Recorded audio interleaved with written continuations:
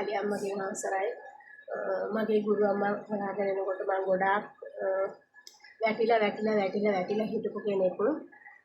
නමුත් මං පොල් ගහක් වගේ ඇවිල්ලා මම මේ අම්මලාගේ හිත ගත්තා. ඇත්තටම ගුරු අම්මා ගියේ පාරේ මං ඔකඩවා ගියා. මම එකක්වත් වරද්ද ගත්තේ නැහැ. මට පොඩි වැරදීමක් වුණා. මට යන්න අතපසුවීමක් වුණා. දැඩිමුණ දෙවියන් වහන්සේ වැඳ පුදා ගන්න යන්න බැරි වුණා. මගේ මාත්‍යත් අම්මත් අසනීප වෙලා හිටපු නිසා. නැත්තම් මම ඒ ගමන අතාරින්නේ නැහැ. ඇත්තටම අද මට මගේ ගුරු අම්මත් එක්ක ගිය පාරේ අද මම ඉන්න තැන මට ගොඩාක් සතුටුයි. අම්මා ඇතෑරියා අතාරිනවා කතරගම ගමනින් පස්සේ කිව්වට නමුත් මම අතාරින්නේ නැහැ. හැමදාම මම අම්මත් එක්ක ඉන්නවා මගේ ආහනේ වැඩක් දැන් ටික එනවා අර පොඩි බයක් තියෙනවා එකපාරම බාහිර ගන්න දෙහි කැපුවා මගේ පවුලේ අයට ගොඩාක් මම ආශිර්වාද කරා මගේ පවුලේ අයගේ වැඩ හරියා ඉතින් මේගොල්ලන් එක දවසක උදාට 7ක් තිබ්බා මගේ දෙවලේ ඉතින් මට හරි සතුටුයි ඒ පඳුරු ටිකෙන් මම කඩවරක් පොතිලද පුදා ගන්න ගියා ඉතින් මට ගොඩාක් සතුටුයි අම්මා ගැන මම අද තැනක ඉන්නවා අනේක වාරයක් මගේ අම්මට ගුරු අම්මට අනේක වාරයක් පින් මං ගෙනිච්ච මඟ තවත් දරුවන් එකතු කරගෙන අම්මත් එක්ක යනවා කියන ගමන මගේ ළඟ තියෙනවා අම්මේ ඉස්සරලා කියලා කියන්න මෑණිය වන්දරගත්තේ අපි මහත්ය අසනීප වෙලා ඉඳලා මහත්යට හොඳටම අසනීප වෙලා හොඳටම අමාරු වෙච්චලා මෑණියතුමා පිටුනේ ඒ කියන්නේ දොස්තරලට තේලිඩේ හොයාගන්න බැරි වුණා මහත්ය ලොකු ප්‍රශ්නයක් තිබුණා ඒකට මෑණියන් තමයි ඒ දේවල් අඳුරගෙන අපේ මහත්ය බේරගෙන මහත්ය අද මේ තත්ත්වෙන් ඉන්නේ ඉතින් ඒක බලන්න ගිය වෙලාවේ තමයි මට මෙහෙම වරමක් තියෙනවා කියලා දැනගත්තේ ඉතින් මං අම්මා ගාවට තමයි ඉස්සරවම ආවේ ඒ පියවරෙන් පියවර යනකොට මට ඒක තියෙනවා කියලා දැනගෙන මාස කීපයක් විතර වගේ යනකොට අම්මට වරන් දෙන්න පුළුවන් වුණා. ඇත්තටම මගේ වාසනාව මං තැන් වල ගිහිල්ලා එහෙම කිසිම නැහැ. මට එහෙම මේ කිසිම අපහසුතාවයකටපත් වෙන්නේ නැහැ. අම්මා ගාව මට ඒ වැඩ ටික පිළිවෙලකට කරගෙන යන්න හම්බුණා. හැමදේම කරගෙන යනවා. ශක්තිය දවසින් දවස වැඩි වෙනවා. මට දැන් පහන් තියාගන්න තාම හදාගන්න දේවලක් හදාගන්න අපහසුකම් තියෙන නිසා තාම බැරි වුණා. ඒ වුණත් මං ගෙදර දැඩි මුන්න දියන පහන පත්තු කරන අම්මගේ අවසරය මත ඒ ඔස්සේ මම වැඩ කටයුතු මට හැකි විදිහට කරගෙන යනවා. ඒ ඔස්සේ මට ලැබිච්ච ශක්තිය පුදුමාකාරයි. ඒක අම්මා දන්නවා. මම අම්මත් එක්ක හැමදේම කියනවා.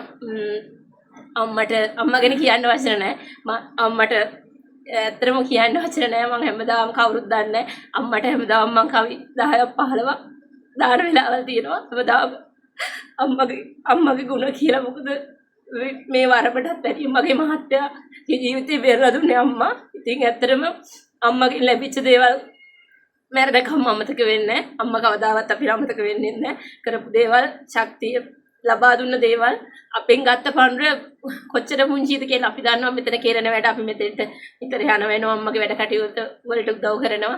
ඉතින් අම්මා අපි වෙනුවෙන් මේ ගන්න පඬුරට වැඩි වියදම් කරනවා. අපි ඒක දන්නවා. අද වුණත් මේ අපි වෙනුවෙන් වියදම් කරපු දේවල් හැමදේම අපිට සලකන්නේ හැමදේම මේව ගණන් බලන්නේ අම්මා කවදාව අම්මගේ මානසික ගතිය අම්මගේ නිහතමානීකම අම්මා ඉන්න තැන කොතනද කියලා අම්මා හිතන්නේ අම්මගේ බුදුම එහෙම කියන්න දේවල් බුදුම තරම් තියෙනවා ඒව කියලා වචන වලට පෙරලන්න මේ බෑ ඒ තරම් තියෙනවා ඇත්තටම අම්මට මේ ඉන්න තැනින් තව තවත් දියුණු වෙලා මේ හැමදේම දියුණු කරගෙන මේ ඉදිරියට යන්න ශක්තිය ධෛර්යය දෙවියන්ගේ පිහිට හැමදාම මේ විදිහට ලැබෙන්න ඕනේ ඒ වගේම මතක් කරන්න ඕනේ මේ අයියා මහත්ය මේ මෑණියන්ගේ මේ මහත්තයා ඇත්තටම අම්මට හයියක් වෙලා ඉන්නේ මේ අයියා තමයි ඇත්තටම හැම දෙයකදීම අපිට තාත්තෙක් වගේ අපිට මේ ගුරු මෑණියන් අම්මා වගේ තාත්තෙක් වගේ පස්සෙන් ඉඳගෙන හැම දෙයකටම උපදෙස් දෙනවා උදව් කරනවා පිට වෙනවා ඒකට අයියටත් දවසින් දවස දියුණුවටපත් වෙලා කිසිම ලෙඩක් දුකක් කරදරයක් නොවෙන්න ඕනේ ඒ වගේම මෑණියම හදු අම්මයි තාත්තයි දෙන්න හැම දෙයකටම උදව් කරනවා. ඒ නැත්තම් මේ දේවල් කරගෙන යන්න බෑ. ඒක නිසා ඒ දෙමව්පියන්ට නිදුක් නිරෝගී සුවපත් ජීවිතයක් හම්බෙන්න ඕනි. ලෙඩක් දුකක් කවදාවත් වෙන්න එපා. දීර්ඝායුෂ ලැබෙන්න ඕනි කියලා ප්‍රාර්ථනා කරනවා. ඒ වගේම ඒ පුතාටත් මේ ඒ උදව් කරන සියලුම දෙනාටත් ඇත්තට මේ මෑණියන්ගේ පිටිපස්සෙන් ගොඩක් දෙනෙක් ඉන්නවා. අපිට පේන්නේ නැති වුණාට ඒගොල්ලන්ගේ උදව් හින්දා තමයි අපිත් මේ හැම දෙයකටම හැම කරන කටයුත්තකට උදව් කරන්නේ. ඒ හැමෝටම මේ අන්තිම වශයෙන් මම ස්තුති කරනවා නිදුක් නිරෝගී බව ලැබෙන්න කියනවා සියලු දෙවියන්ගේ පිහිට ආශිර්වාදය රැකවන්නේ ලැබෙන්න කියනවා අම්මට තෙරුවන් සරණයි කියලා ගත්තා.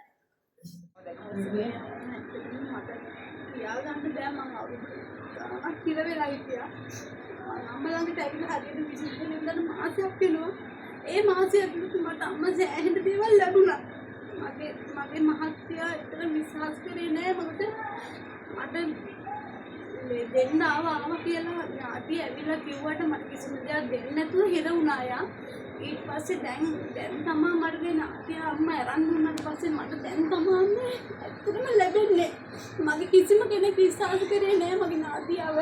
ඒ මොකද ඥාතිය හිර වෙලා හිර කරපු හින්දා මට අර වෙන කෙනෙක් ඇඟට දාලා එයා දෙනවා කිව්ව කිසිම දෙයක් දෙන්නේ නැතුනම මගේ ඥාතියා ගැන කවුරුත් විශ්වාස කරේ නෑ. අම්මා ඉස්සෙල්ලා අරන් දීලා හරියට 26 වෙනිදාට මාසයක් වෙනවා. මාසය ඇතුළත මට හැමදේම ලැබුණා අම්මේ. මට තවත් දෙනවා. ඇත්තටම මට ලැබීම පැත්ත ගොඩක් තියෙනවා. මට ඒක දැන් තේරෙනවා මේ මාසය ඇතුළත මට අම්මා අරන් දුන්නාට පස්සේ මට ගොඩක් දේ ලැබුණා අම්මේ. මට ඒක කියා ගන්න බෑ. මට හැමදාම ඇඬෙනවා මට අම්මා ලැබුණෙත් මට හම්බෙන් වගේ. මට අම්මම ලැබුණා කොහොම හරි. දැන් දෙය අම්රංගාවට මං ගියාට පස්සේ මං අම්මා දැකලා මට අම්මේ නම්බරේ කොහොම හරි හොයාගන්න මට ඒක පැයක් ගියේ නෑ. මට අම්මගේ නම්බරේ හම්බුණා. ඒ හම්බෙච්ච ගමන් මං අම්මට කෝල් එක ගත්තාම අම්මා මට කතා කරලා එන්න පුතේ කිව්වා. මට එන්න ඇත්තට මෙතනට එන්නත් බාධා කොට ආවා. මම පිච්චුව හිතා.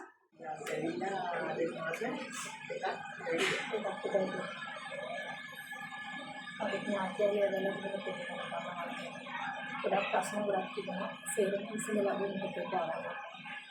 ඒ සියල්ලම අනික වාරයක් කමක් තිබුණා. ඉතින් බලන්න ඒක තමයි සිතින් කියනවා. ඒ දරුවගේ ඒකක්ද අර වෙන දෙයක්ද ඒ වගේ බලන්න හිතන්නේ මට විශ්වාස කරන්න බැරි වුණා. විශ්වාස කරන්න බැරි කියලා මගේ පරම්පරාවේ මම ගන්න කවුරුවත් නැහැ.